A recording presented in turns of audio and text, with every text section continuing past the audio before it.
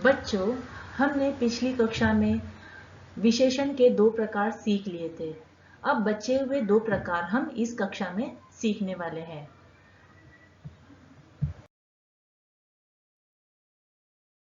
विशेषण का अगला प्रकार है परिमाणवाचक विशेषण। अब इसकी परिभाषा क्या है बच्चों?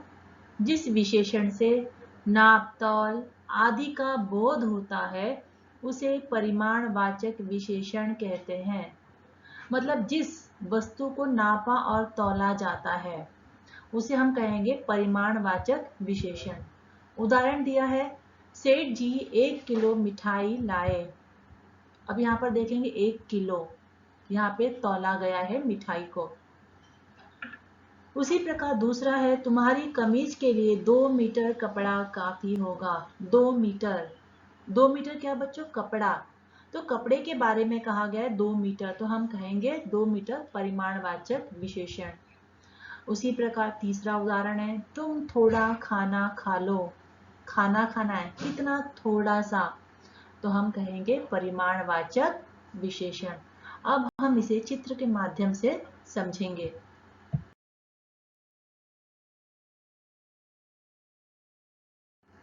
वाह बच्चों, लड्डू देखकर मुंह में पानी आ गया है ना? अब हम चित्र के माध्यम से विशेषण के बारे में समझेंगे।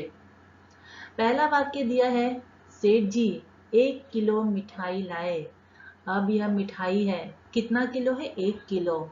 तो 1 किलो क्या हो जाएगा? गुण परिमाणवाचक विशेषण। उसी प्रकार दूसरा वाक्य है, कमीज के लिए 2 मीटर कपड़ा काफी है। 2 मीटर, 2 मीटर क्या है बच्चों?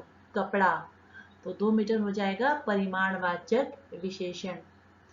तुम थोड़ा खाना खा लो।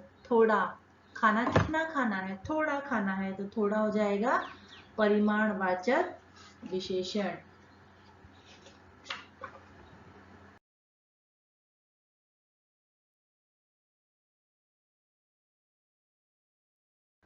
उपर्युक्त चित्रों में बच्चों शब्द जैसे दिया है 1 किलो, 2 मीटर, बहुत, थोड़ा, इन विशेषण शब्द वस्तु के परिमाण नाप तौल का बोध होता है उसे परिमाणवाचक विशेषण कहते हैं। ऐसे और भी शब्द है, सारा, थोड़ा, पूरा, ये शब्द क्या है? परिमाणवाचक विशेषण के शब्द हैं।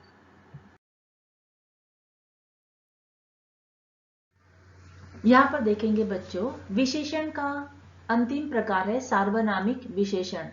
इसकी परिभाषा देखेंगे, जो विशेषण संकेत के द्वारा, संकेत का मतलब इशारा, उसके द्वारा किसी का बोध कराता है उसे सार्वनामिक विशेषण कहते हैं। उदाहरण से समझेंगे, वह बालक ईमानदार मालूम होता है। ये ईमानदार शब्द है, विशेषण है। बालक, विशेष बालक के बारे में बताया, बालक ईमानदार है। लेकिन अब यहाँ पर देखेंगे, बालक शब्द जो है संज्ञा है।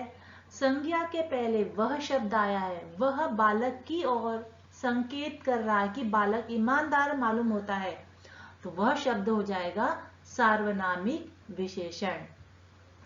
वापस से दूसरे उदाहरण से समझेंगे, ये लड़के शरारत से मुझे ले भागे।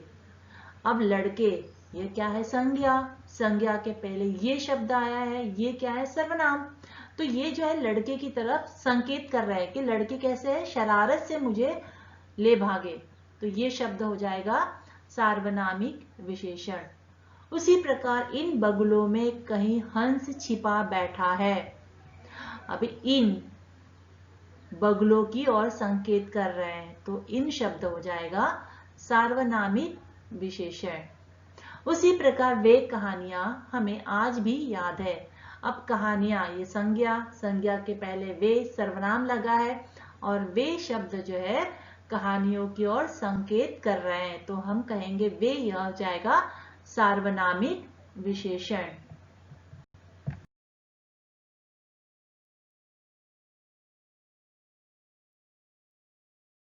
अब हम चित्र के माध्यम से समझेंगे।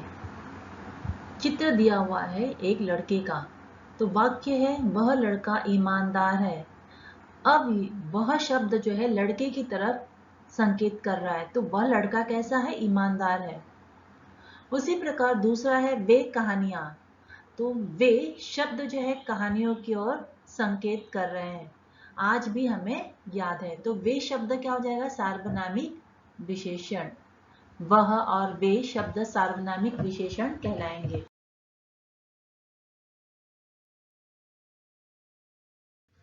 बच्चों, यहाँ पर होमवर्क के लिए प्रश्न दिए हैं।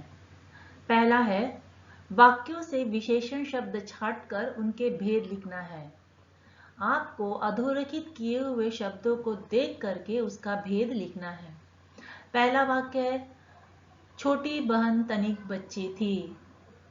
दूसरा है, अब उसे केवल तीसरी बेटी से थोड़ी उम्मीद थी। तीसरा है, उसने सच्ची बात बता दी। चौथा है, मैं इन्हें 5 साल बाद मांगूंगा। पांचवा है, उसने 1 लीटर मिट्टी का तेल खरीदा। छठा है, पेड़ों की हरी पत्तियां प्रदूषण रोकती है। आपको यह दिया हुआ होमवर्क हिंदी के नोटबुक में लिखना है।